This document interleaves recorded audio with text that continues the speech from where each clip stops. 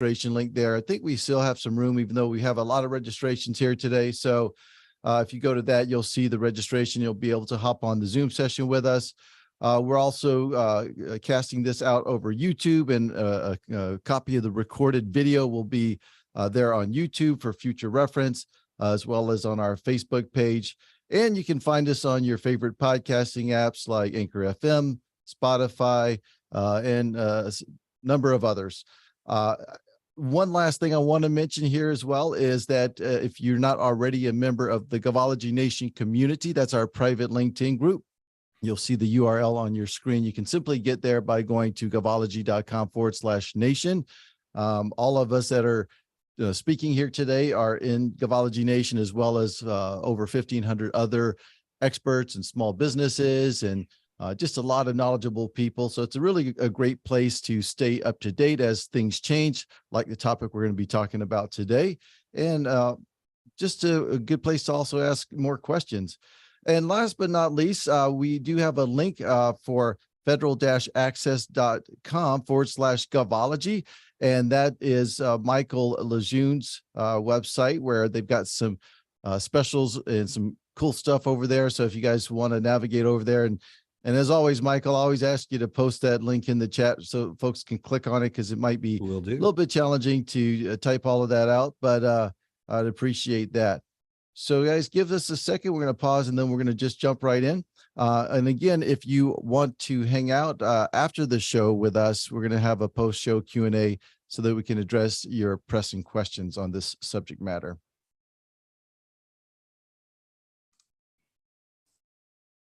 All righty, and welcome back. We're here with Mr. Michael Lejeune and Ms. Nicole Potroff, again with GoPrince McCall Potroff LLC. Nicole is an attorney and a legal subject matter expert. And today we're going to be unpacking what's going on with the 8A Business Development Program. So Nicole, thank you for being with us today. And Michael, as always, good to see you again. So this is going to be an interesting one. Yeah, thank you so much, Carol.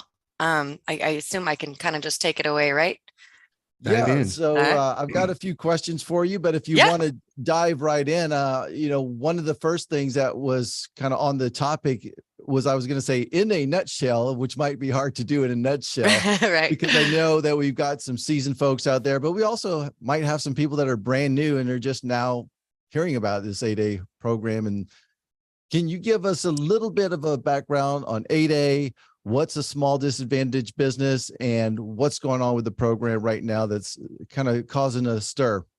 Yeah, absolutely. I would love to start with that. That's a great place to start. Okay, so in a nutshell, what we have, and I will say there has been just a huge spike in interest in the 8A program, and we've had reporters that generally don't do much government contracting at all, and all kinds of different people kind of wade into the waters of federal contracting recently just to kind of see what's going on with this 8A program. So it's not, I would highly expect there to be some people that are seasoned veterans and some people that don't even know what it means. So what the 8A program generally is a program that SBA administers and runs, and it is specifically for disadvantaged businesses. So there is between about 5 and 7 requirements that are all their own beast that you need to qualify for to get into the 8A program.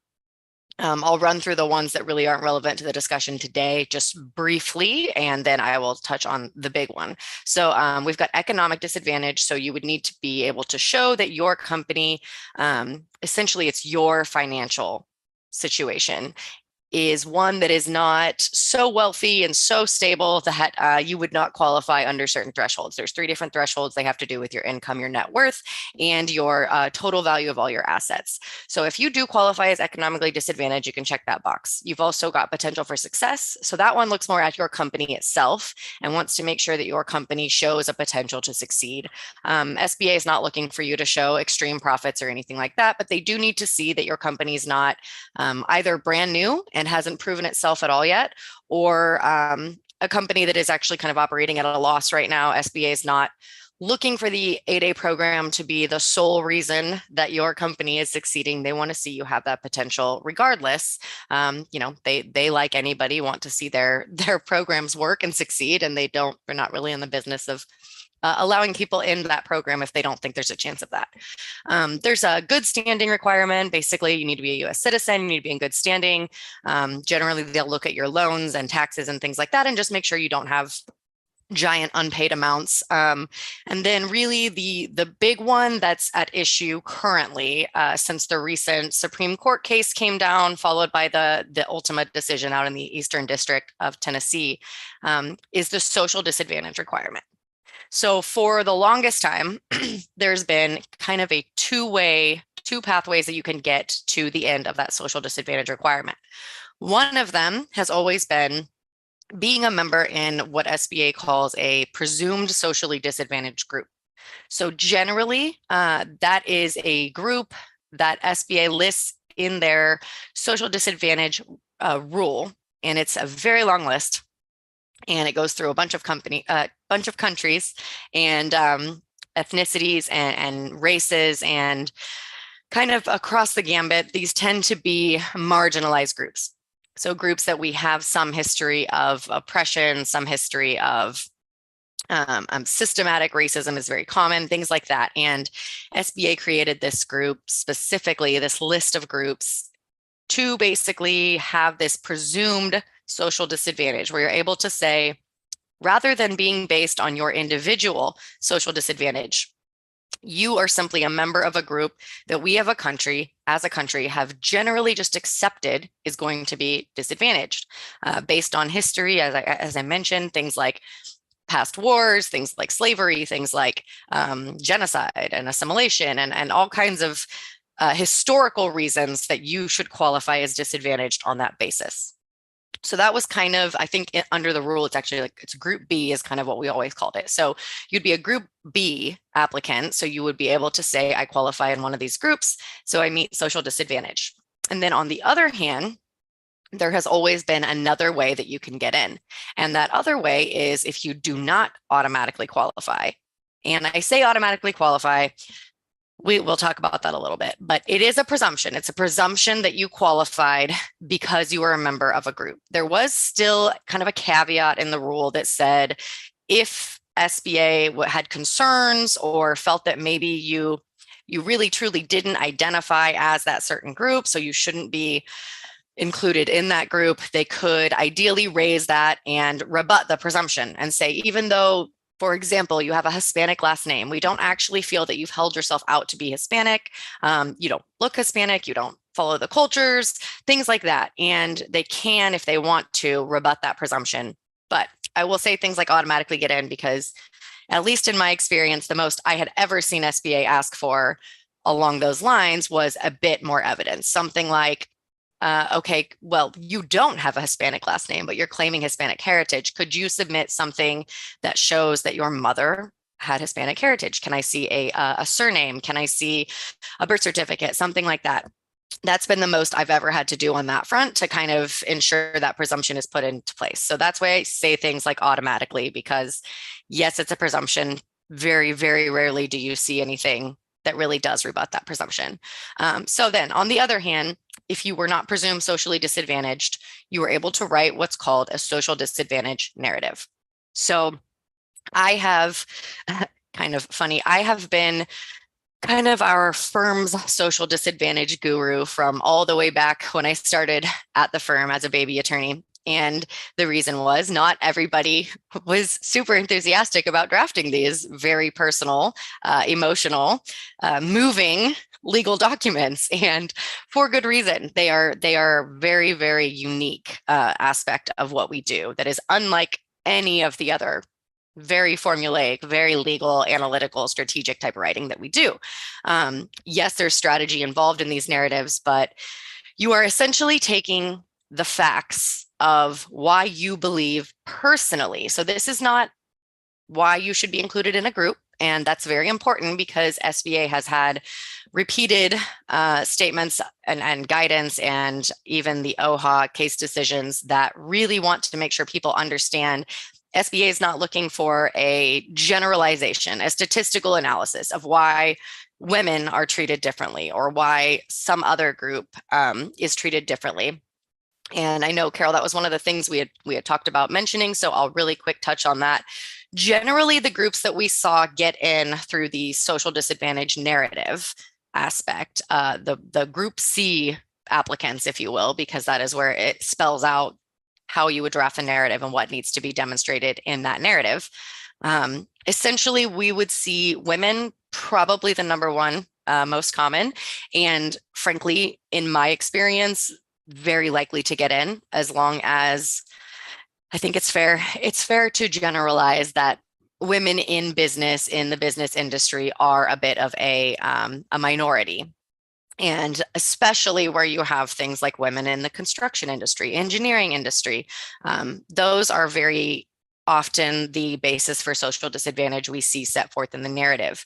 So what that narrative would talk about would be things like, as a young girl, I was told I should pursue nursing and teaching, and I should give up the dreams of being a doctor, an attorney, an engineer, things like that, which frankly is still very, very common. I've yet to have a woman applicant that just couldn't think of anything to put in her narrative, unfortunately, but also fortunately.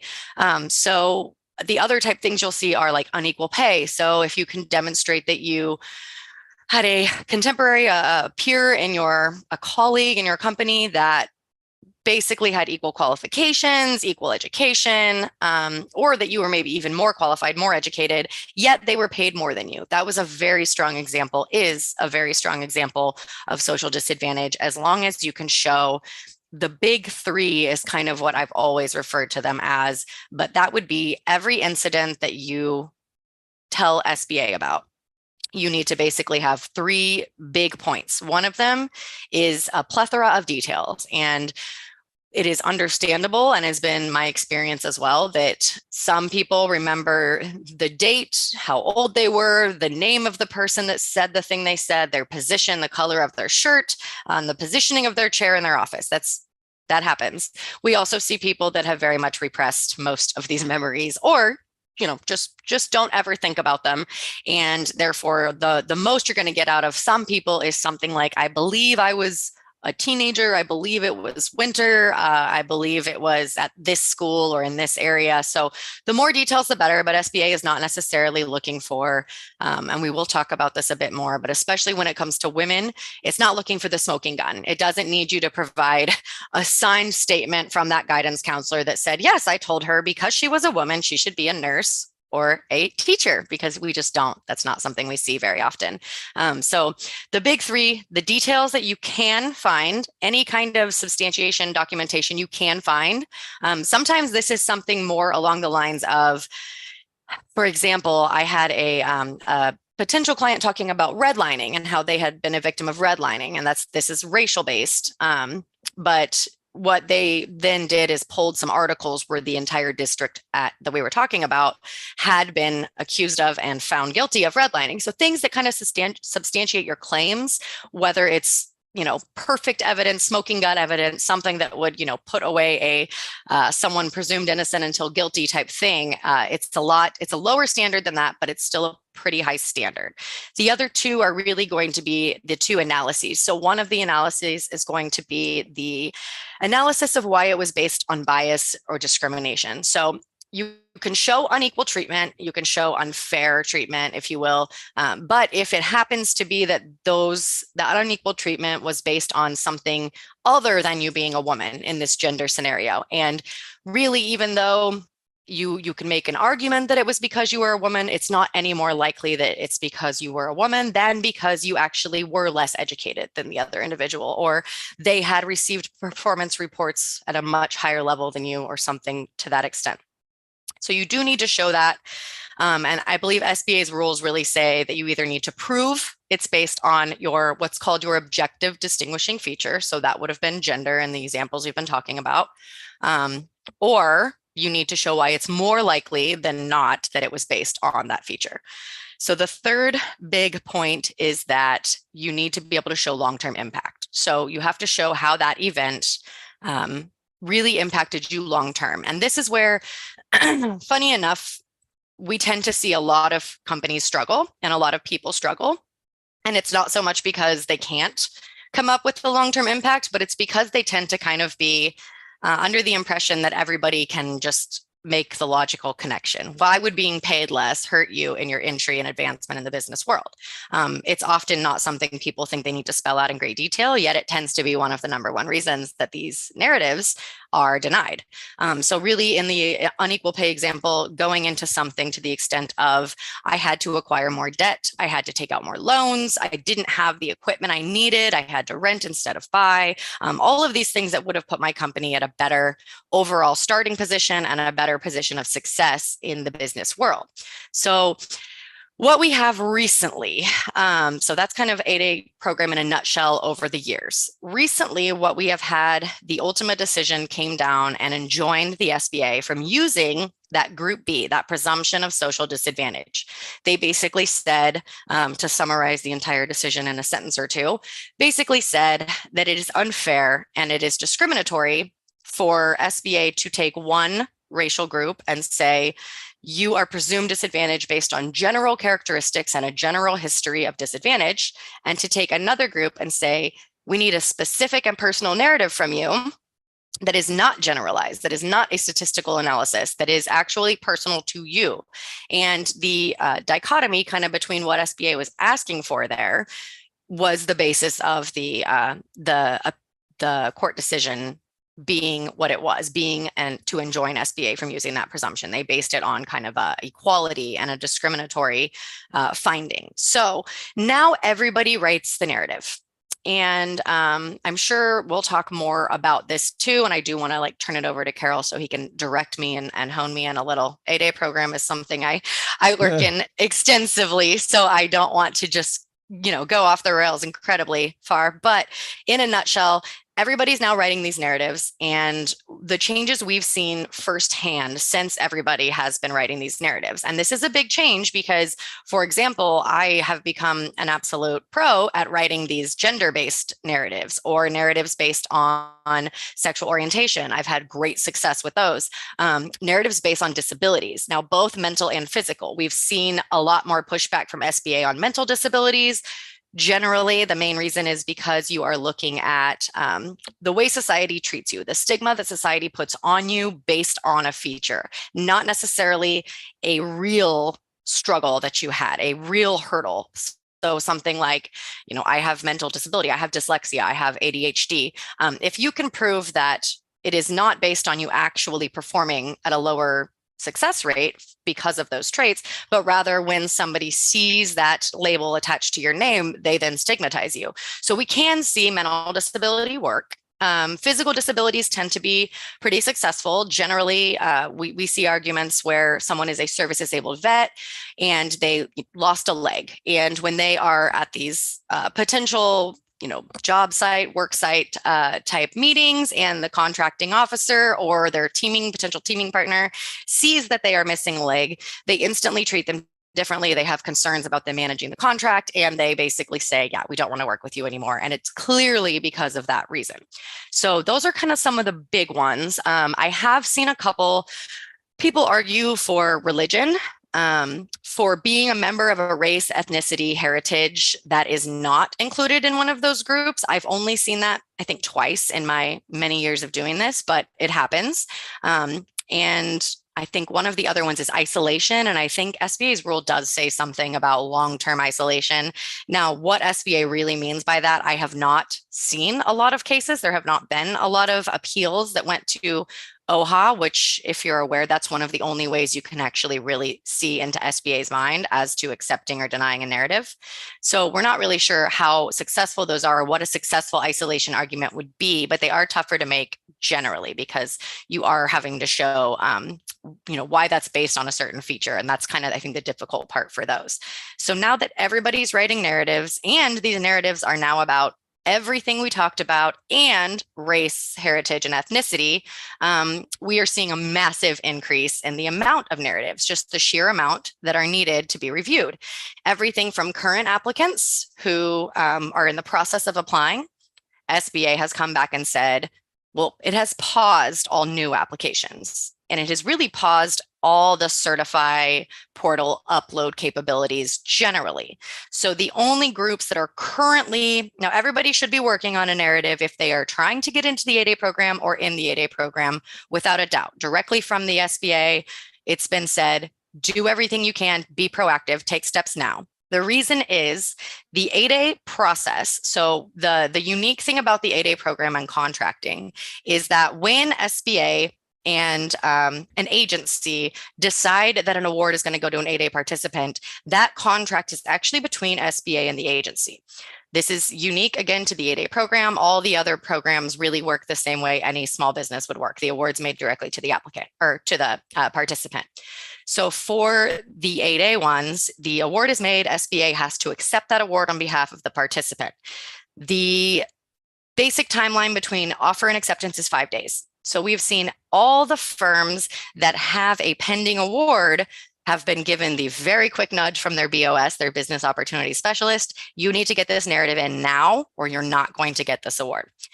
We've seen brief extensions on that 5 days, but not much. So what we suspected, even before we were told any of these details, or we actually got to see how SBA played this out, we did suspect that this would lead SBA to have to lighten up a bit on the narrative review standards.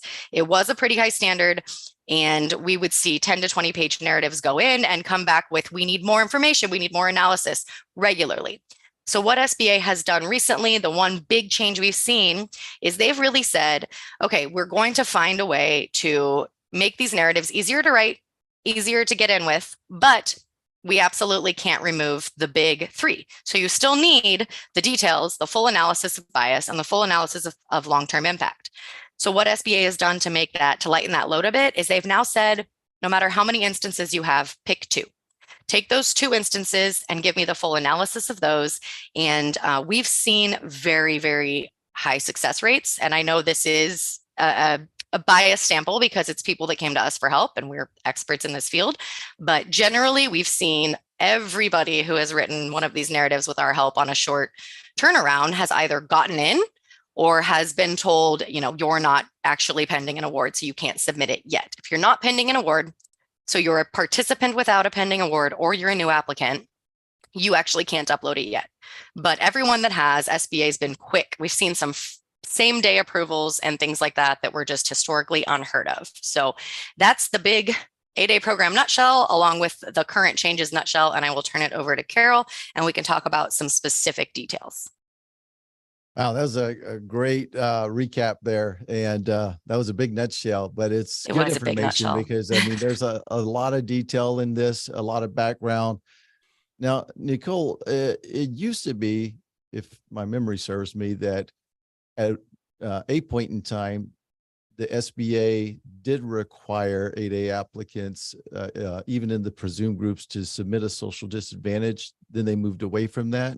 And that's kind of what caused it, once they got challenged on that. And so, yeah, because I remember I used to work at the SBA out of the Portland district office. And I remember we used to sit there and help folks go through those narratives.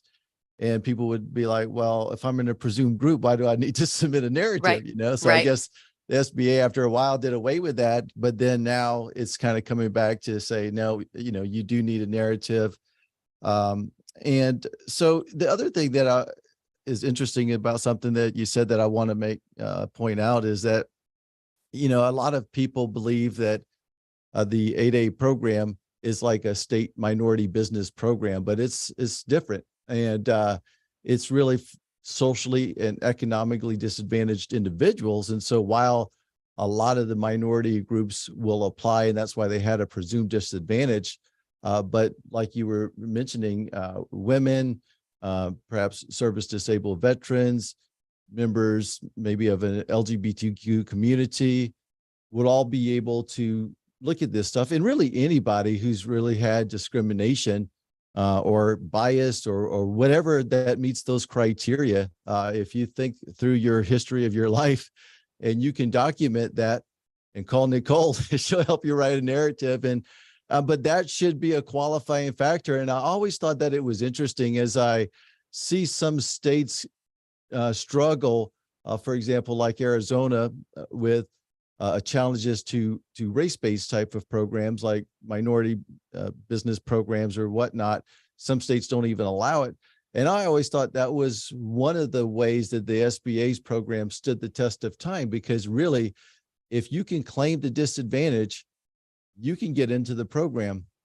Michael, you're sitting over there. I want to make sure you get some time in here as well, but Just what listen, are your man. thoughts on everything here? And then what are you guys seeing with your clients? Sure. By the way, Michael, before we get out of the show, if you can find that link to the article that Josh wrote up, and I know you had some input and helped him with that, but that was also a really great article with some recommendations for folks. And I want to make sure that everybody gets that link as well. Yeah, I will put that in there. We have the writing guide and all that kind of stuff linked in there and all that kind of stuff. I would say great recap from Nicole on everything going on.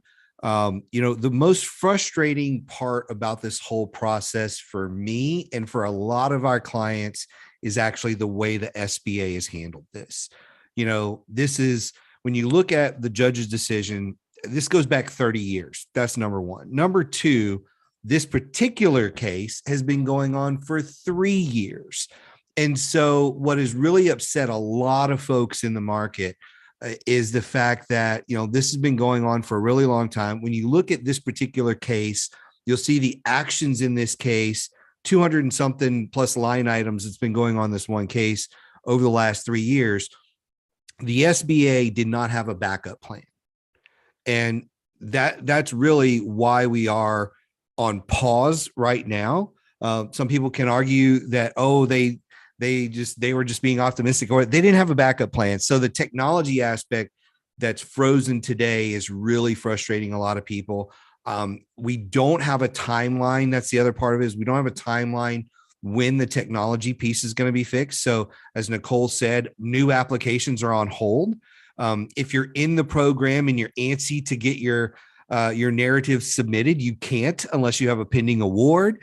And so there is just kind of a bit of a stall right now in the program. And the other thing that I haven't heard, maybe Nicole, you've heard of this, given the stall that's happening for some of those people, I haven't seen SBA come back and extend the program for those people that are in it for 6 months or however long. And maybe they're waiting to do that till the technology is fixed and they can start accepting all the narratives and that kind of stuff. So that's aside from everything she covered, that's the frustration in the market right now, is just the way it's being handled, the lack of preparation, the technology aspect of it, and people that are like, hey, I want to go forward with this. This is the right time for me, but now I'm kind of stuck in this problem. So that's the negative aspect of it. For me, I think when you look at the program overall, I have seen a lot of people accepted in that probably shouldn't be. Like when you actually, like if they had written a narrative, you'd be like, wow, you literally had zero disadvantage, but you got in this way. And there's other people that probably should get in that weren't let in. So I think it's great to kind of shake up the system every now and then, take a look at what's going on, rewrite some of the things. So I like seeing that, me personally. And we've seen the same thing with narratives. There's been a rush. I can't tell you how many narratives I've reviewed. And the challenge for a lot of business owners is, even if they can recall something, they're not thinking about the details. So when I think about just in general, the marketing of the average person we work with, or how they describe their company, it's really, really vague. And so they describe a lot of these things very, very vaguely. And as the SBA has pointed out, this is no longer about hurt feelings. This is, as Nicole pointed out, there's some loss attached to this. It's, and that's where people miss out. I had one client that literally quantified the numbers the other day. I was like, man, this is the best narrative I've seen, because he's like, it cost me this much in student loans because we weren't allowed to participate in this particular program for the scholarships.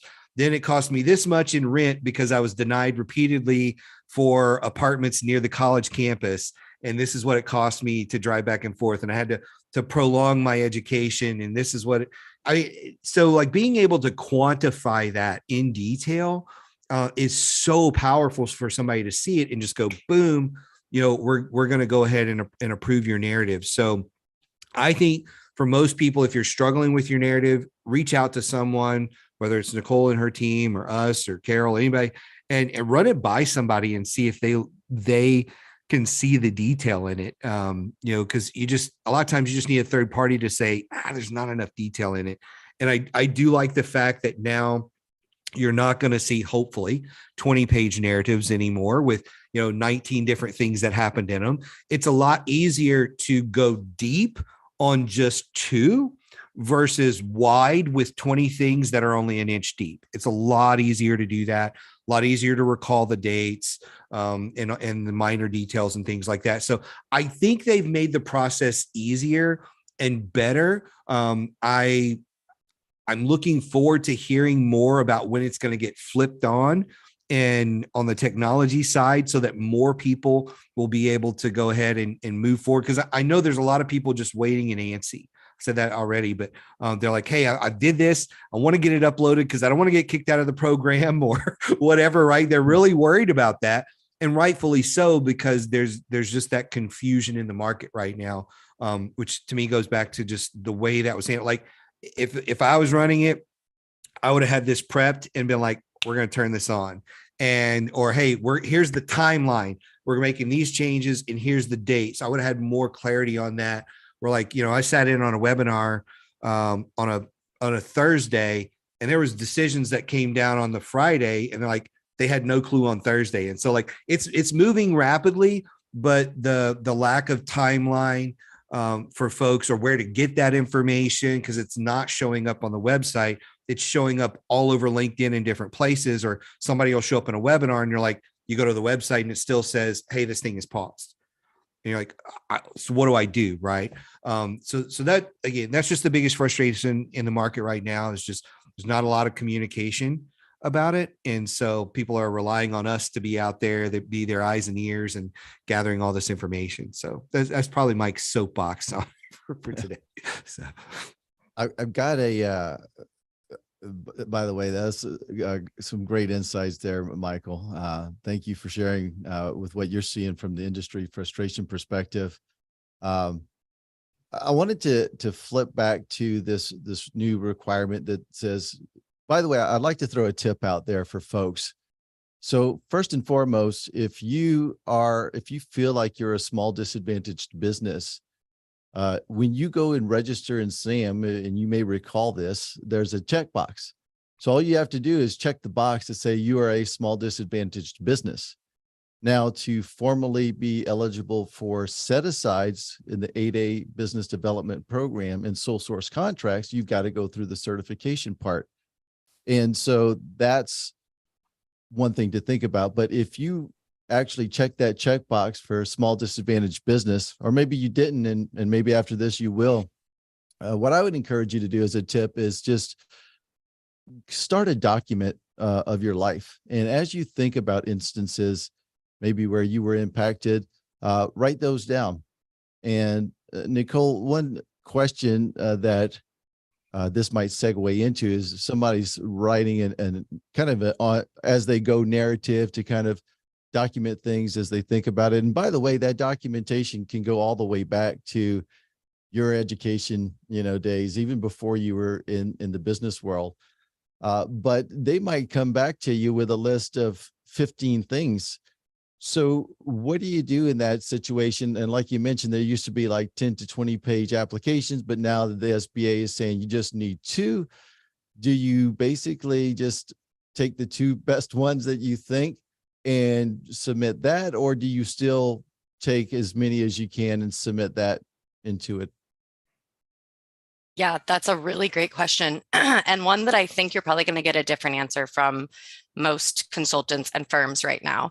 I can tell you what we've kind of decided as a firm, and we've probably had more strategy sessions and, updating each other's sessions. And we've participated in all the SBA webinars and guidance and presentations that we've been able to try to really stay at the forefront of not only what's really being required here, but what's still the best way to get there. I think your question hits the nail on the head. what we have been suggesting in an ideal world, I've asked people that are now either my current clients or potential new clients that are either in the program or talking about, wanting to get into the program.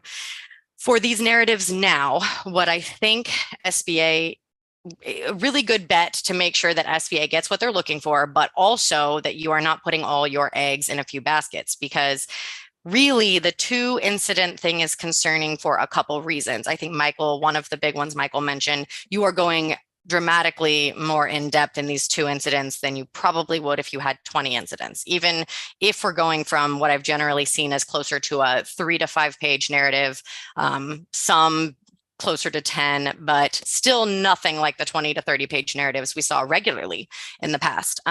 What you're doing there is you're wanting to pick the strongest, but the strongest incidents of social disadvantage, I can tell you, I would say majority of the time are not going to be what the individual or the company feels is their strongest incident of social disadvantage. And this isn't a knock on any of these business owners or disadvantaged individuals. It's really, it's important because we see narratives, we see stories that are very moving, that are very compelling, that go through incidents that really just hit your heartstrings. Those don't always necessarily meet SBA's very formulaic big 3 requirements. And something that the applicant thinks, well, this is just definitely the strongest incident I've had. For a lot of reasons is not necessarily the case. For one, maybe the details aren't there. Maybe the ability to show it was based on bias really is not as strong there as it would be for something else. Maybe the long-term impact is harder to really, it's less convincing, it's less compelling. It doesn't show really significant long-term impact, things like that. Also, some more simple, but also straight out of the rule type things. The treatment needs to be in America. It needs to be in the US. And I've already seen a couple narratives where people talk about treatment outside of the US because they didn't realize that limitation. I've also seen narratives, excuse me, that kind of venture outside of the 3 areas SBA likes to see these in. So education, career employment, and business history. So those are really the 3 areas SBA wants you to pull from. And so we see people talking about personal events and things when they were, buying a home or things like that, that could be, again, very moving, strong evidence of social disadvantage, but not quite what SBA is looking for. So all that to say, what we like to do is we like to work with a client. We would prefer they send us between 3 and 6 incidents. We then will look at those. We will come up to what we believe to be the 2 strongest incidents. We will talk and work with the applicant, and that's very important. I think at some of the, I'm not knocking the bigger firms, but at some of the bigger firms, we've got these down to a science. We know how to write these narratives. It can be difficult to take away that personal involvement and that collaboration with the actual applicant and not just kind of run with their story, use their facts and just do everything you want with it. We still really make sure it's a back and forth process. I tell all of my clients, potential clients, current clients, that it's going to be several back and forth. What I'd like to do is I'd like to get them a draft narrative, explaining why we picked the 2 incidents we picked. And then what we will do, what we've been doing, and we've yet to be told don't do that, is we will then kind of have some backup incidents. So we'll say, here are what I feel are my strongest incidents of social disadvantage. Incident 1, why it's biased, long-term impact. Incident 2, same story. And then we will do kind of some additional events and analysis. And that really does give SBA the ability to stop reading after incident 2. If it thinks we're good, this is great, this is all I need. But it does provide some safety net there. If SBA looks at one incident and says, I can easily approve this, but for one of the many reasons I just mentioned, maybe it's not in the US, maybe it's not really business related, maybe it's the details aren't there, maybe the analysis isn't there.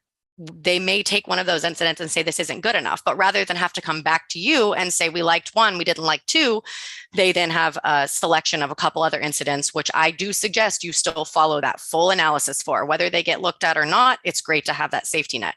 Ideally, perfect world, that's what I'm wanting to do. That's what I'm advising my clients and any prospective callers that want to talk generally about what we'd like to see here, what SBA would like to see here.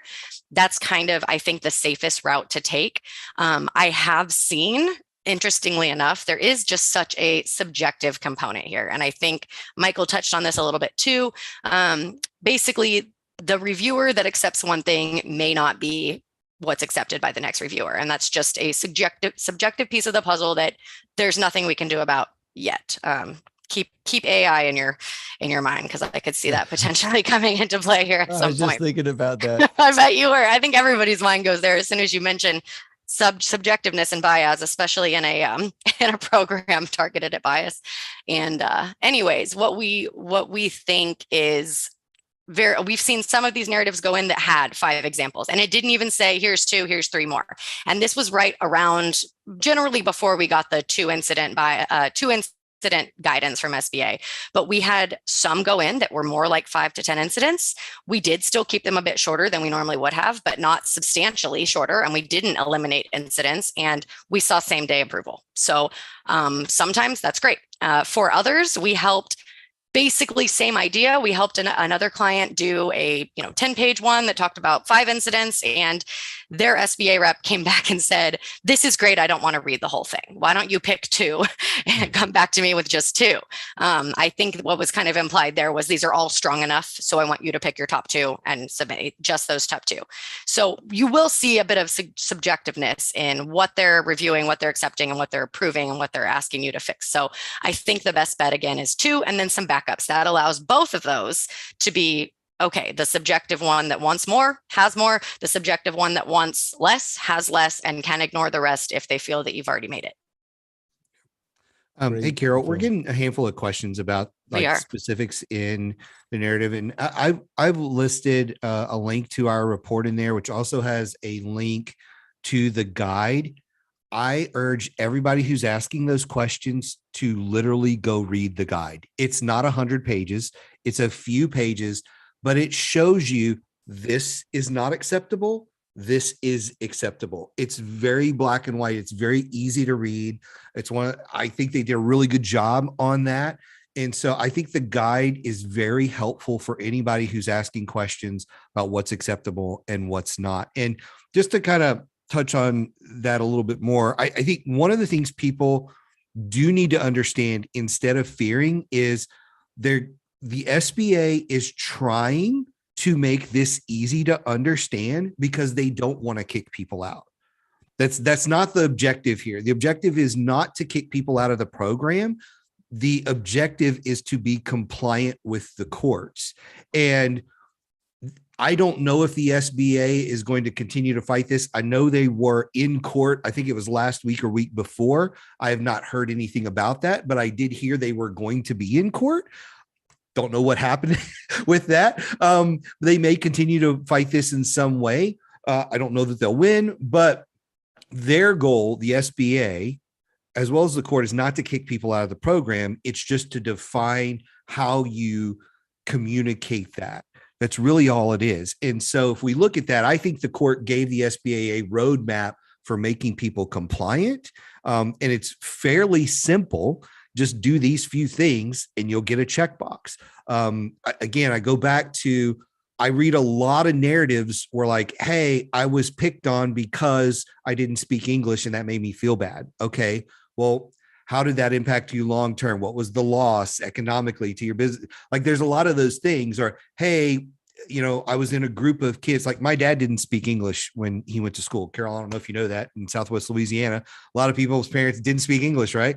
And so, but it never stopped my dad from doing anything. But they would want more information about that, not just, hey, I overheard some people saying this. And that's what a lot of the narratives, when I see the first draft, that's what a lot of them are. They're like almost third party. I heard this. I know they didn't like Cajun kids or whatever, right? Or people that lived in the trailer park or whatever. And it's just being more specific. How does it apply to you? And that's the big thing where a lot of people are missing that. The people that are talking about their specific stuff are typically giving us really solid narratives. And by the way, I don't do this for a living. It's not what I do. It's just our clients happen to come to us and say, hey, you're already working on this. You know us really well. Can you take a look at our narrative? That's not what we do for the most part. But I think that's what people need to know. The government's not trying to kick you out of the program. The other thing is, I think a lot of people believe that the 8A program has stopped awarding contracts. It has not. I just pulled the data while we were talking, and I've been doing this every single week. I pulled the data for August 21st through the 27th, $3.8 billion awarded in that week, which is a slight uptick over FY22, which was around like the 3.1 billion per week being awarded. So it's still awarding at or above normal levels right now. And if you think about that, that's a lot of money. It's a lot of money. And so that's why those people that are pending award are taking priority right now. $3.8 billion a week being awarded. There's a reason that they are in that bucket. I think it was 700 and something contracts. So, there's a reason that they've kind of been pushed to the front of the line. Carol, I do have a hard stop at 2. And so I want to mention one more thing about this, because I know Nicole and I can probably talk about this stuff all day long. I see a couple of things in the future on this. One is this is not going to just play out with whatever changes the SBA makes over the next few months. There's going to be probably another court case that challenges for whatever reason, right? This is ongoing in the life of government contracting, court case after court case after court case for one reason or another. So I expect some other minor changes over the next year, 2, 3 to this program. But the big thing that I see on the horizon, and a bunch of you have mentioned this kind of tangentially in the chat here, is currently none of this applies to the entity-owned folks. Well, I see an 8A suing an entity and the SBA for being, in their own group, basically, and none of this applying to them. So will they win? I don't know, but that's the next big court case that I see coming over the next couple of years, because people are now going to wake up and say, wait a minute, somebody can challenge us on this. Well, we're going to now challenge the big guys, the multi-billion-dollar companies that are in that section. It's coming. It's just a matter of, will it be next month or 3 years from now? Somebody's going to challenge one of these entity-owned companies, and who knows? Will we see another change? Maybe. So.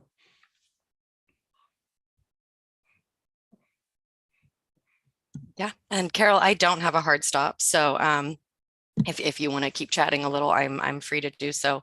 I guess just to really quickly kind of piggyback off on what Michael said, currently, we're not seeing an effect on the entity owned. So any tribal nation owned, any NHO, ANC, Alaska Native Corporation, or Native Hawaiian organization, if you don't know what those acronyms are.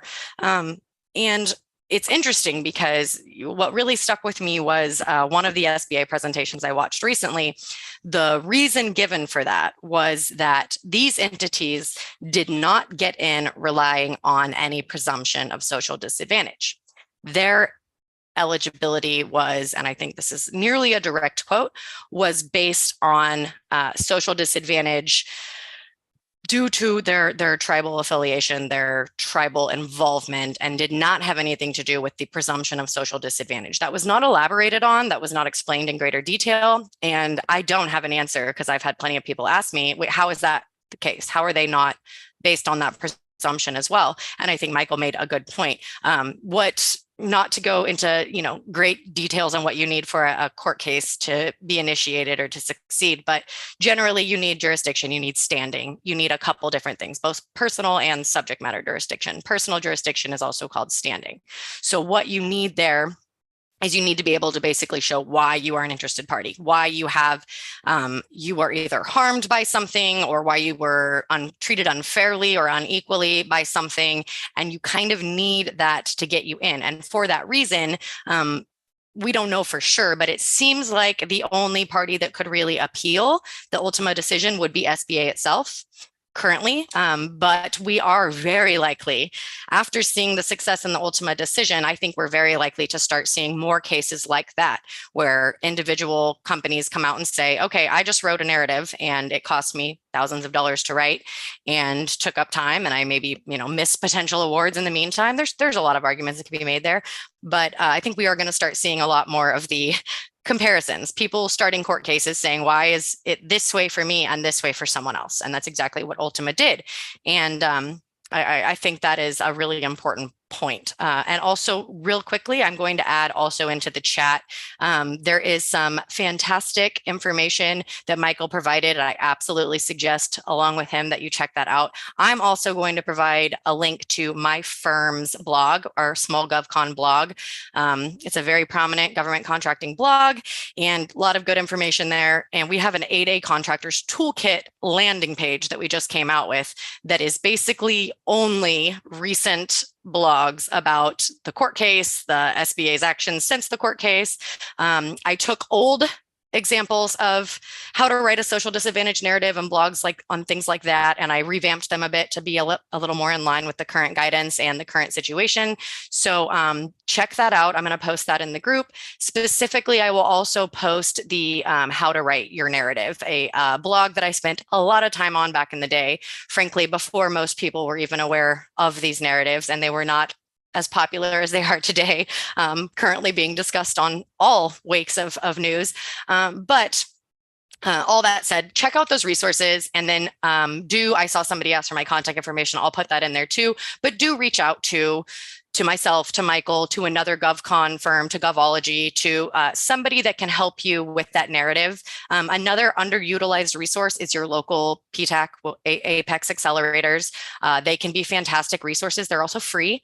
So I think that quite a few companies don't realize that's a resource, but anybody that can really direct you in writing these narratives. And the reason is we're seeing SBA be more lenient. We're seeing them accept less incidents. But along those same lines, why spend 4 or 5 drafts going back and forth with SBA on a process that's already being delayed if you could submit one that is pretty much good to go? I think the amount of time and money that you put into a couple hours of assistance from somebody, even at a legal rate, is still well worth its weight in gold right now. I think that helps tremendously. And kind of the analogy I've been making to my clients that have reached out and said, okay, it looks like I'm going to need a narrative, but I can't submit it yet, so we're just going to hang on. I've suggested that's not. I would work now. And even SBA said I would work now. I would work on those now, get those done now. Why? Because it's not open yet. And that's frustrating. We don't know when it's going to open. I saw a couple questions in there. When is it going to open? We don't know. Nobody knows. SBA has made comments about it coming soon, about them planning to fill us in on details of that soon. We don't have those details yet. So when that opens, I've kind of made the analogy of concert tickets. So if you want to go to a concert and you want a ticket to that concert, sure, maybe they don't open the doors for you to come buy tickets until 8 a.m. But there's still something to be said for the people that camped out overnight, the people that came at 4 a.m. Being the first in line, if that line is going to be down the block, being the first in line is going to give you an advantage over the person that's last in line, because at some point resources run out. Same thing here. Why be the last person in that line if SBA does open the door in the near future and says, okay, go ahead. Anybody that wants to submit their narrative can do it now. Don't be the last person in that line. Yeah. I have something to add to that is you don't always know when you're going to get an award. So I've had 2 clients who submitted sources sought more than a year ago that were all of a sudden notified on a Monday, hey, we want to award this contract to you. And what happened in both cases? Both were 8A and 2 separate companies. And they were notified by the SBA, hey, there's this pending award. Oh, by the way, we need this in 24 hours. That's what happened in both cases. We need this in 24 hours. And one of them was a $3.1 million award. And the other one, I think it was about a $1.2 million award. And it came out of the blue. It was something that, that was not on their short-term radar. So there could be something that drops in your lap all of a sudden. And now you are burning the midnight oil to get this done last minute. And Nicole, I assume you don't just have 8 hours free every single day to write these. There's probably a line if I'm going to work with you or even me. I mean, you can't get on my calendar in less than probably a week a lot of times. And so if you're going to bring in an expert to help you, you might need to give them some lead time. So there's a really good reason right there to get those experts, on your team looking at that, get it done now on the off chance you happen to be in line for an award. You're not going to have a lot of time from the SBA to wait around on that. Yeah, I totally agree with everything Michael said, and I think he raises a great point too. If you're not familiar with law firms and basically generalizations that involve things on very short time frames versus things on more extensive time frames, if you submit to me a narrative and you tell me you don't have any pending awards right now, but let's get to it when we can, I am still going to get to that as soon as my time frees up. We don't always know when that time's going to free up. I have protests that I think are going forward. I think 4 days in a row are completely booked, and then the client decides not to go forward. In that case, I then have a day freed up. If I've got your narrative, I'm going to work on it. We're prioritizing our current clients. Obviously, if our current clients have needs, we're prioritizing those over new clients.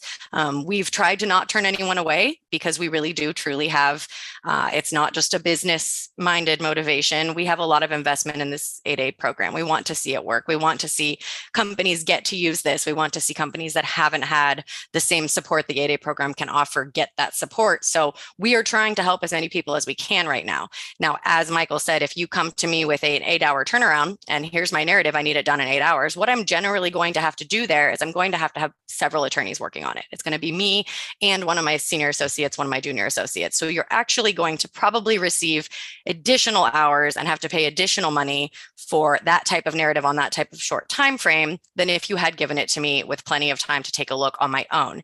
It takes more time for both attorneys to read the entire thing cohesively, figure out exactly what they find to be the strongest points, and to really elaborate on those analyses. So if you give me more time, it actually probably is going to cost you less money. Even though that might seem counterintuitive, it's generally the case. Yep.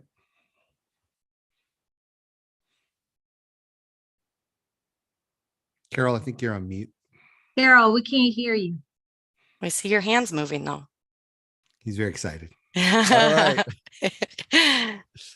All right. I just got too enthralled in the conversation there, but I was going to say, Michael, great to have you with us again. I know you got to hop off and we'll let you go. So thank you for joining us. And for those of you guys who are hanging out for the Q&A, we're going to shift over there in just a minute. But before we do that, I want to just say one last more thing on this show before we head out. And this is in relation to staying up to date and current. And Nicole, you guys, I'm grateful. Stephen had started out this great blog at smallgovcon.com, and you guys have kept that going. And it's been my go-to throughout the years. And I would highly encourage anyone to, both check out the link that Nicole shared. You can also get direct to their blog at smallgovcon.com. There's also a link on their website when you go there to their blog. But if you want to figure out what's the latest that's happening on anything, that blog also has a little search bar in the upper right-hand corner. And if you go in there and put 8A, you're likely to see what's the latest and greatest with regards to 8A. And then you can also subscribe to their blog as well, which I would recommend. So Nicole, great job on that to you and your team for being such a great resource to keep everybody up to date on things. Thank you, Carol. All righty. With that, we're going to conclude this show and we're going to shift over into our Q&A now. So give me a second. I'm going to pull this box up here. And Nicole, you probably can see, can you see the questions on your window as well? All right, I can just read them out to you. Would this just be the meeting chat? Yeah. They're separate. Okay. I'll go through them. Sure. The first question is, do Native Americans / Alaskans / Hawaiians need to provide a social disadvantage narrative? So we did touch on that one just a little bit. Currently, no, we're not seeing the big question is, are you an individually owned 8A? So was your good way to tell, was the economic disadvantage, if you don't know the answer, was the economic disadvantage analysis that was done for your company based on your personal finances? If so, you are a individually owned 8A applicant, and you will need a narrative. If not, if you are an entity owned, so the owner is not a 51% individual that owns the 8A, but rather a tribal nation owns that 8A, or a company under a tribal nation owns that 8A, those networks of companies that are essentially immune to some of the affiliation rules and thus can be giant networks of companies having to do with one tribe. And if you are one of those, or if you qualify as a Native Hawaiian organization or NHO, Alaskan Native Corporation or ANC, then you are not currently required to write a narrative. Now, as Michael said, keep your eyes open. That may change, but as of now, it is not a requirement for entity-owned companies. All righty. By the way, if you want to raise your hand as well, we can unmute your mic, or you can unmute your own mic and come on camera and ask your question live. I'm going to continue reading through some of these. And Nicole, if you got a hard stop, we're going to just punch through as many as we can, but then just let me know when you need to hop off. Sure. So there's one comment. Am I understanding correctly that one cannot apply for 8A if you don't have a pending contract award? Yeah, that's a good question. So the pending contract award question is really only in regard to 8A contracts. So if you are not in the 8A program yet, you wouldn't have a pending 8A contract award. Now, there are plenty of scenarios. I have clients in these scenarios where you potentially work a lot with an agency and that agency says, hey, based on our observations, you may qualify for the 8A program. And if you do qualify for the 8A program, we could give you some sole source awards. We could give you some awards here that you don't even have to compete for. In those scenarios, it's not technically a pending 8A award, even though it might feel like it might be one. So yeah, you are not currently able to submit that narrative. The thing that I have seen, I have clients that had already submitted their entire initial packet, including that narrative. And in those scenarios, we are seeing SBA still allow them to follow through, finish up the application process, do the back and forth with SBA that's needed, and submit a final application to SBA. Now, if you have not yet started that process and you will need to write a narrative because you're an individually owned applicant, then no, we don't currently have any guidance on where to submit those, when to submit those, how to submit those.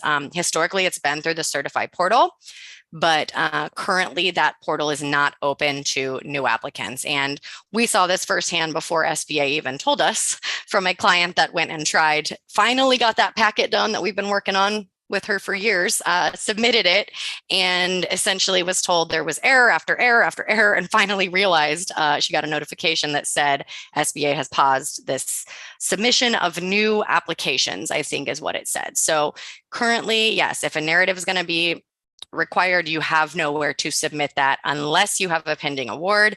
And generally what I have seen there is the BOS reaches out to you and says, you are in fact in between the offer by the agency and the acceptance by SBA. So you have a pending award and you will be fast tracked. We'll take your narrative and we will move it to the top of the list and get it reviewed and get you an answer quickly. Other than that, no, we're not seeing any answers on when, where, or how anyone else is supposed to handle this, which I think is the main reason Michael mentioned, rightfully so, some people's frustration here. There's not really guidance other than SBA saying, get to work right now. We don't really know what to do when you're done. So. All righty. Well, you know, we used to say in the military, stand by to stand by. I like that a lot. So I think it's one of those situations, right? Exactly right. Actually, I'm going to go to a hand because I was just about to ask or read out Lisa's question, but she has her hand up. So Lisa, if you could go ahead and ask your question. So what do you do when the SBA folks and your BOS are not on the same page regarding who gets the narrative and being given the okay to upload it to certify for a pending award? Yeah, that's a really good question. Can you repeat that question, Nicole? It was a little bit faint. Yeah, I make sure I got it right. But I think the question is essentially if the contracting agency that's going to potentially give you a pending award and your SBA BOS have different interpretations of what's currently going on, what the new requirements are, and whether or not you need to submit a narrative or even can submit a narrative right now, what do you do? It's a really great question. And let's just say this is not the hasty manner in which things have had to be implemented here is definitely prone to error. And one of the things I've told a lot of clients when it comes to the even, do we just submit the 2 incidents and leave it there?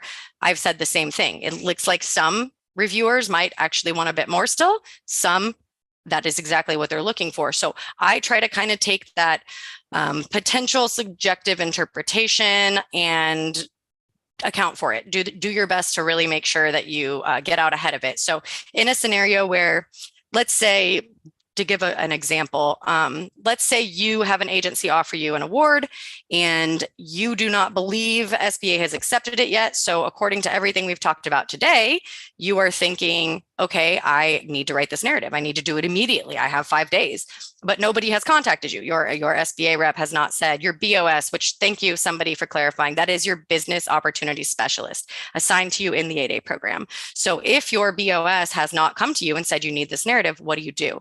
Generally, full contacts with communication with your SBA contact and with the agency is going to be the best bet. And that can be simple, very informal.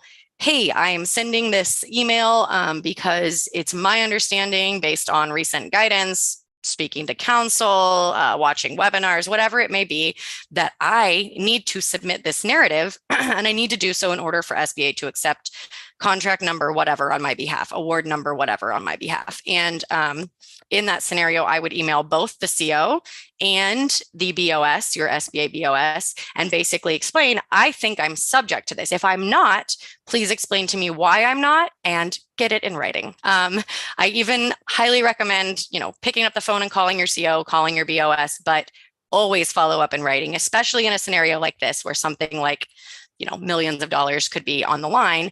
If they're telling you you do not need to submit your narrative right now, it could be for a multitude of reasons. It could be that SBA did already accept that award on your behalf and you just have not been fully communicated with on the actual situation, on what's really happening. If that's the case, according to SBA, because SBA's kind of final step in that award has been taken, you don't have to submit your narrative for that specific award. Now, for any future awards, you'll need one. For future participation, you'll need one. But this all kind of ties back to, I won't go too far down the rabbit hole, but SBA's eligibility, size and status eligibility rules, which generally say that it is the time you bid on a specific contract that your eligibility is measured. So if you bid on something, you were eligible at that time because you used the presumption, but the presumption was okay at that time. You bid on it, it was offered, and SBA already accepted it. You are eligible for the life of that contract generally. There are a couple exceptions for very long contracts and multiple award contracts. So Nicole, I have another question. Yeah. Being that this is all new, it's new to us, it's new to the COs, it's new to the BOSs. If they are not as familiar as you and Carol are with what's going on and haven't been given, when something's mandated with the government, it could take years for it to be implemented. But Sure. We're at the end of this fiscal year and we have 8A contracts that need to be sole sourced, and that this thing just kind of halted it all. And then it came Sure. down to the narrative having to be implemented. If they don't know which of them is supposed to get the narrative to open back up the portal for them to put it into certify, how do you get this done? And do you have examples where a portal was open for one of your clients where they were able to put their narrative in this short period of time in which this has come to light? Yeah, that's another fantastic question.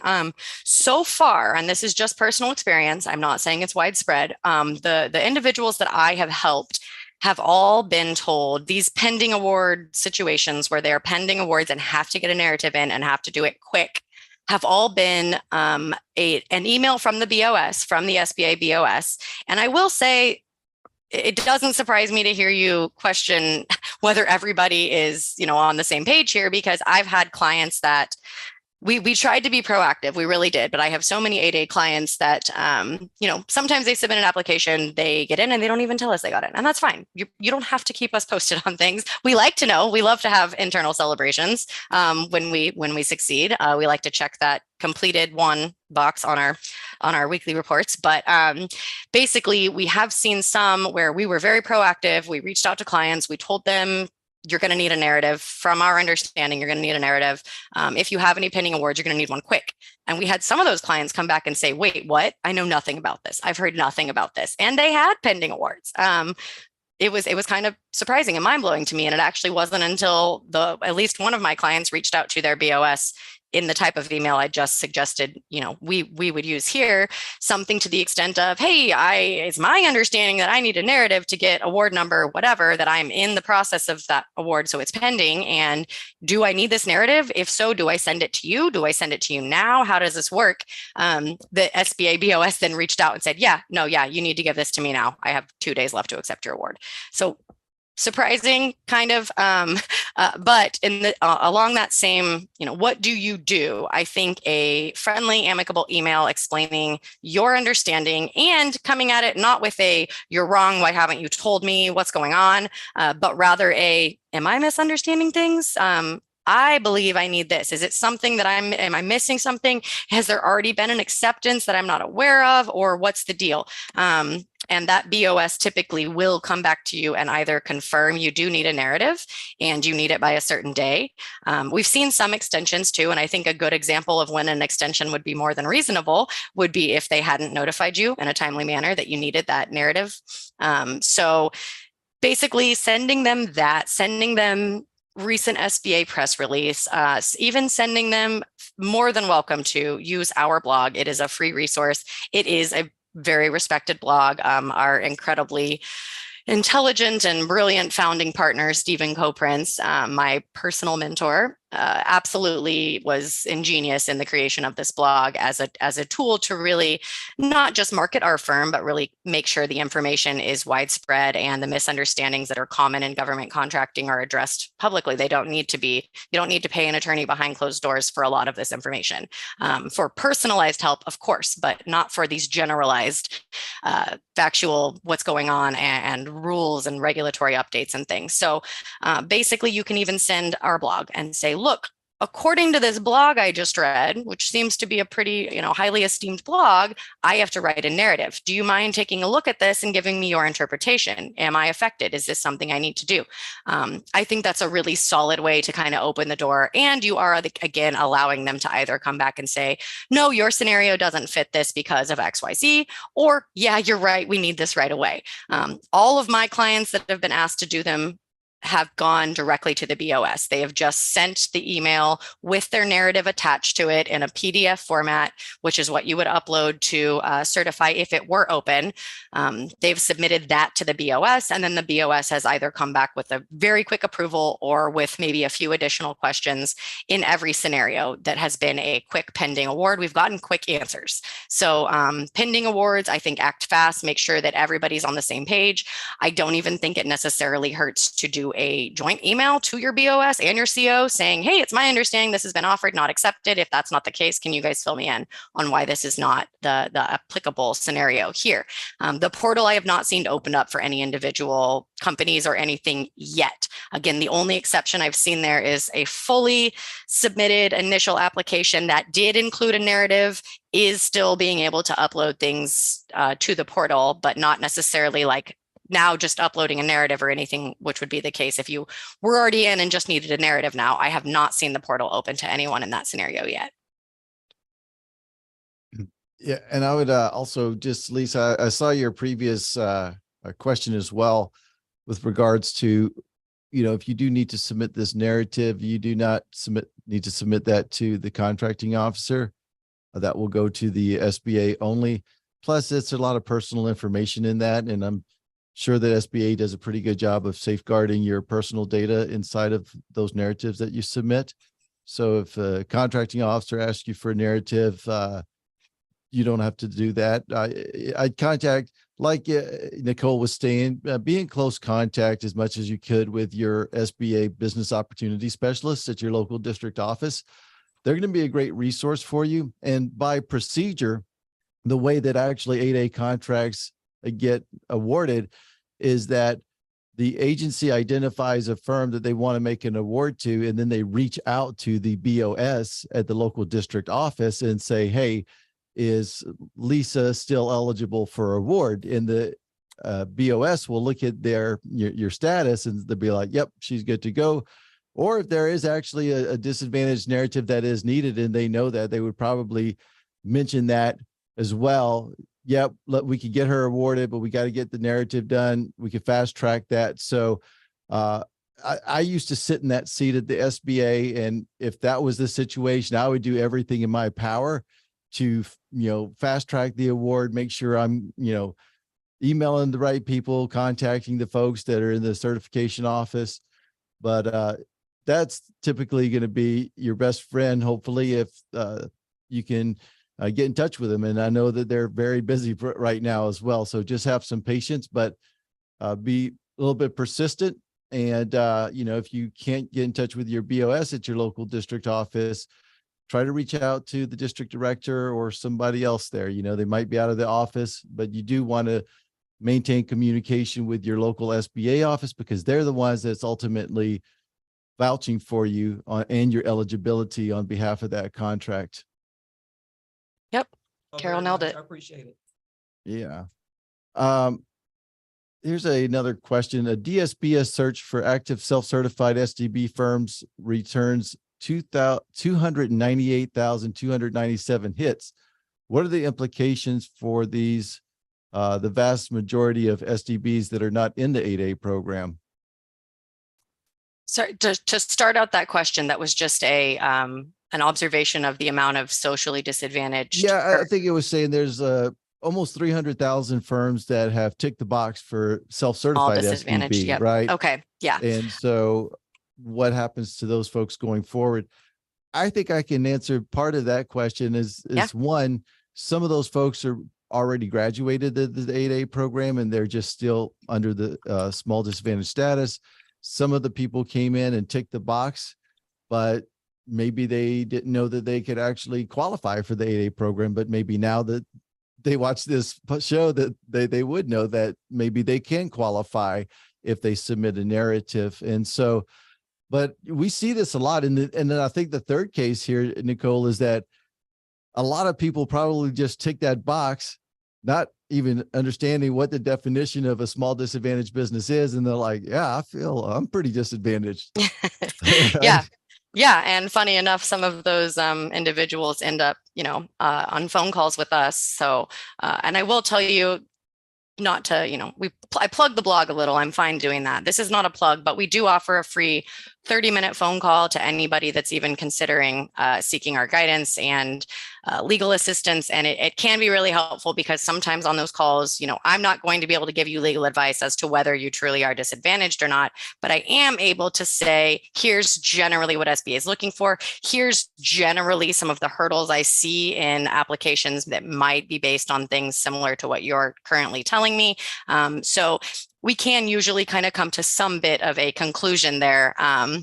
If we work together on one of those free calls. So I did put my number in there. Feel free to give me a call if you do want to talk a bit more personally about your disadvantage. But yeah, I think Carol nailed it. A lot of companies feel that they're disadvantaged for a variety of reasons. Some of those SBA has kind of generally accepted over the years, tried and true type basis, and some far less common, but potentially accepted if your narrative does meet all the qualifications. So yeah, I think a lot of people that check that box don't realize that really SBA is looking for, you only should check that box if you generally do qualify for most of the 8A requirements. There's a few exceptions and I won't go into great detail there, but there's a few things that don't quite apply to the service small disadvantaged business. Boy, I can't get those acronyms right today. That do apply to the 8A program. The rules are applied stricter to the 8A program, and there's a few additional rules for 8A program applicants. But generally, it's going to be very similar requirements. So if you do not qualify for 8A, most of the time you're not going to qualify for the small disadvantaged business, just most of the time. There are some exceptions, and we can talk about those again on a personal level if you want to get into detail as to what those are.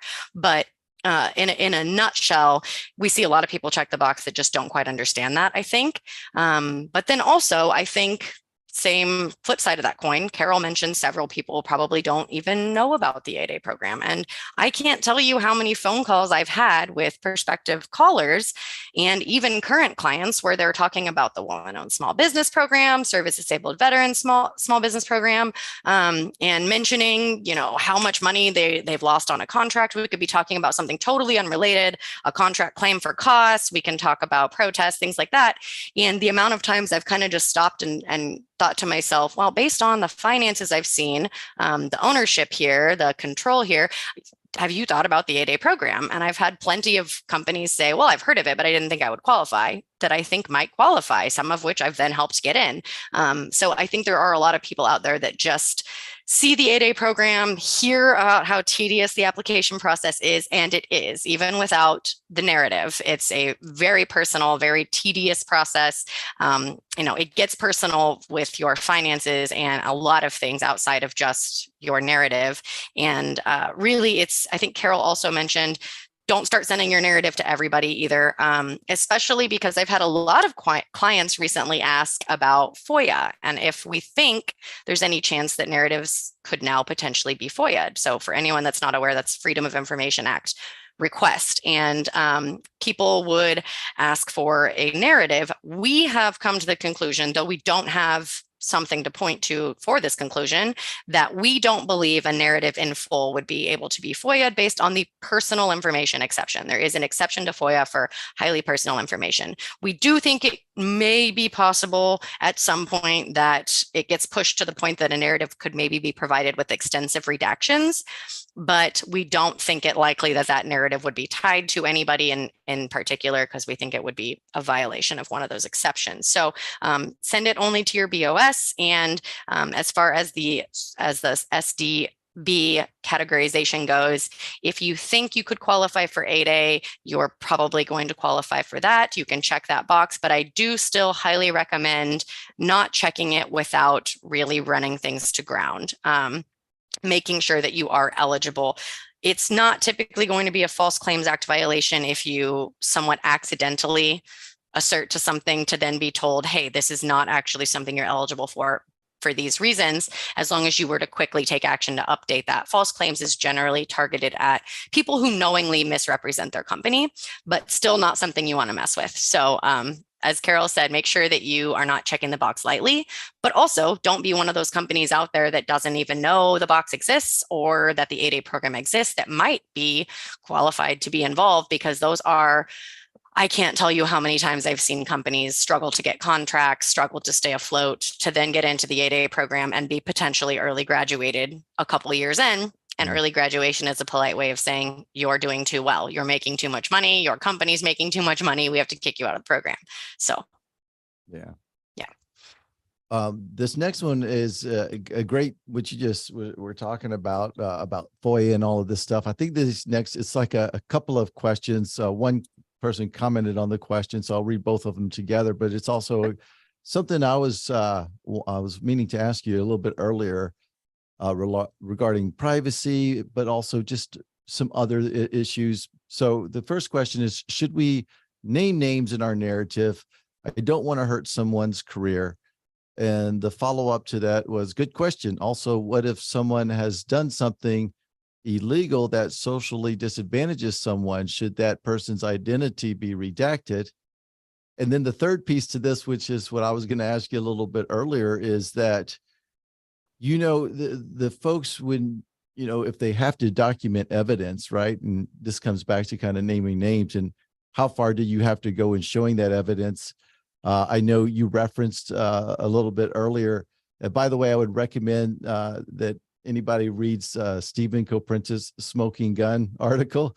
If you just type in smallgovcon.com, smoking gun in Google, you'll find it. But that was like all the way back in 2014.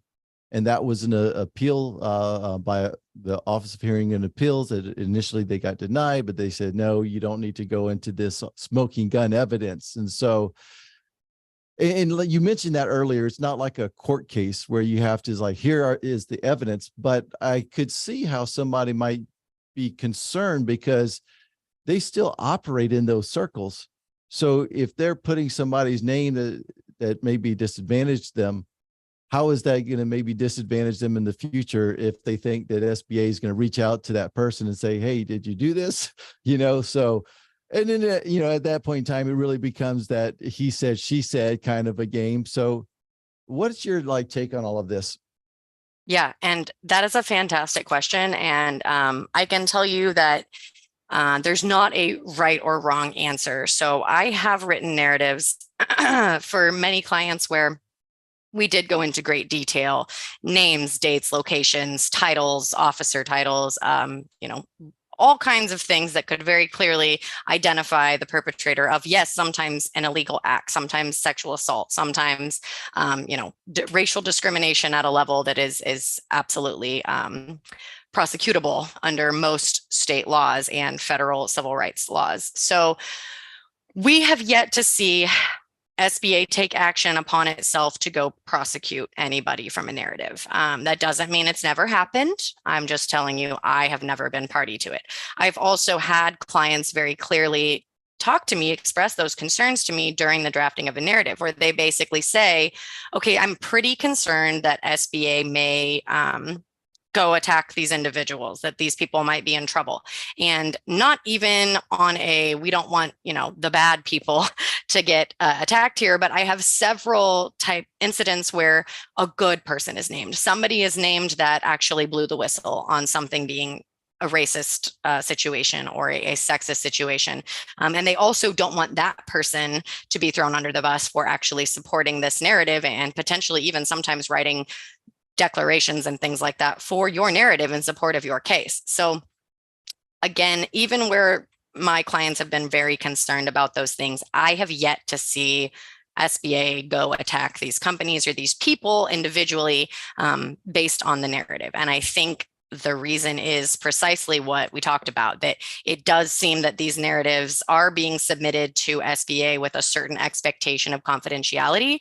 And, things like FOIA wouldn't apply to something that is so personal. So really, it would not make sense for SBA to be able to publicly or legally attack somebody based on something in the narrative and expose you in the process of doing so.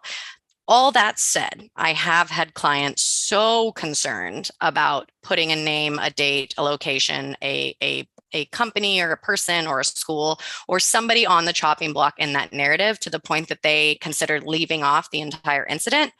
And I don't recommend that either. I think if you are concerned enough that you are losing sleep about this at night, what I have typically done is some kind of alter ego. I've basically said, okay, if we're not going to say the guy's name, can we say that he was a guidance counselor at your high school, that you remember his name, but you would like to keep it anonymous for purposes of the narrative? So we're going to call him Mr. HS. And he was the high school advisor that, committed some act that you believe is at a minimum, wrong and deplorable, but at a maximum, potentially criminally prosecutable. And if that is the case, then yeah, we can use that alter ego. We can say we're going to call him this, and we typically will just want to explain that. So we'll want to do a footnote or something to SBA that says, listen, I am concerned for the following reasons. Here's my concerns. Here's why I don't want to provide this information. Let me know if this doesn't work, and we can talk about ways I might be able to give you more information while you still ensure my concerns are taken into consideration. The only real advice I have there is don't be shy about it. Don't just not tell SBA why you picked an acronym. Make sure that you, or some alter ego type name, some other label, make sure that you just tell SBA exactly why, what the concern is, so that they know it's not merely a generalized assertion that isn't actually based on the specific details and facts, but more so something that you have deep-seated concerns about exposing. Awesome. Well, I just went through all of the questions, Nicole. I think that we answered most of them, but if we missed your question, raise your hand and you can come on and just ask it live. But Nicole, thank you so much for all of your extra time here today. I know that these are only scheduled for an hour, and I know you're a very busy person. So I just want to say how grateful we are again to you and to your team and to everything you guys do out there in the community. And again, if you guys have questions, Nicole's a great resource to reach out to. She put her information in there. So feel free to reach out. And Nicole, do you have any last thoughts or last words before we close out here today? Not really. I just wanted to, thank you always for the ability to participate in these kind of opportunities. Yes, we're busy, and yes, we went a little long, but I am not being insincere when I tell you that my firm and myself generally are very invested in this program, and it is not from a financial, legal, business type perspective. I think it's an amazing program. I want to see it succeed. I want to see people be able to utilize it, especially companies that maybe don't even have the resources that some of my clients do, even the ability to hire a law firm to help. I want to see all companies that qualify for it have the ability to utilize it. So I really do truly appreciate the opportunity to put that information out there and work with people I wouldn't normally have maybe the opportunity to work with. And thank you for hosting yet another, as always, well-organized, very informational opportunity for everybody to get involved in something like this. And thank you for the kind words about the blog. And yes, our founding partner, Stephen Coprince, again, one of the best in the biz from the beginning of time, is absolutely to thank for so many aspects of why we are such a successful, highly esteemed firm today. And the only final thing I'll mention is if you are wanting to learn more about the 8A program generally, we do have a handbook that I actually was fortunate enough to co-author with Stephen Coprince, with the master himself.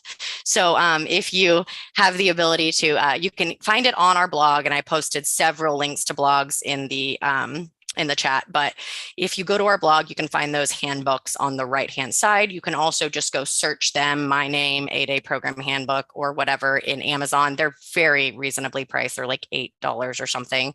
And, we're not putting those out there to profit off of a small book market. We are, again, trying to spread very useful information and ensure that people have access to the information. That handbook is going to need an update, and we're kind of waiting to see exactly how everything plays out here to update it in accordance with the recent changes. But other than that, it's a fantastic explanation of all things 8A program, getting in, staying in, taking advantage of the program, working with joint ventures and mentors and all that great stuff in the program. And I really highly recommend, if this is all kind of newer to you, checking that out. And there's a whole section on social disadvantage narrative that I spent a lot of time revamping in the updated handbook that I would love everybody to go read, that's writing a narrative. And finally, the blog itself we kind of came out in the last year or so with this Back to Basics series of the blog. And what we were finding is we were getting very in depth in a lot of areas in this blog, very deep into the weeds. And we have a lot of newer clients and people come to us that are brand new to federal contracting and say, this blog was great, but what are these 12 acronyms? And what is the 8A program? So we did come out with this Back to Basics blog series that is really good. There's one on 8A program. There's one on most anything you can think of that is kind of fundamental level government contracting. So if all of this is brand new to you and you want to kind of start experiencing a piece at a time, a bit more of the federal contracting world, go check that out as well. I'll flash your website up on the screen there. Am I showing your website? Yes, that is the Small GovCon landing page that we created for the recent 8A contract updates and program updates. But yeah, the general website is that smallgovcon.com, and it is, that's it. The blog. Yep. So that generally will take you to the blog. As Carol mentioned, that search bar is super handy. We spend a lot of time when we write those blogs. Many times I've used that over the years, just like, what's going on? Because sometimes it's hard to keep up with this stuff. It is. And frankly, we use it all the time. In fact, when clients come to us with very unique questions, one of the first things we do, we have kind of an attorney strategy group, and we'll throw a question in there. I can tell you the number one answer is, have you looked to see if we blogged on this? Right. And it's great if we have, we have lots and lots of clients, lots of work. We are not a law firm in the business of billing you hours we don't need to bill you by any means. So if we've got a blog on something you ask about, and I can say, hey, I didn't have to spend an hour, here's a blog, go read it. I'm going to do that. So All right. Well, Great great resources, great information. Hey, thank you again. And we're looking forward to seeing you back as a guest in the future, but I know we're going to have you on some more Govology webinars. And so, as always, it's always a pleasure to work with you and your team. So until next time, we will be standing by for more updates. Awesome. Thanks so much, Carol. All right. Appreciate you. Take care. Bye-bye. And thank Bye. you, everyone.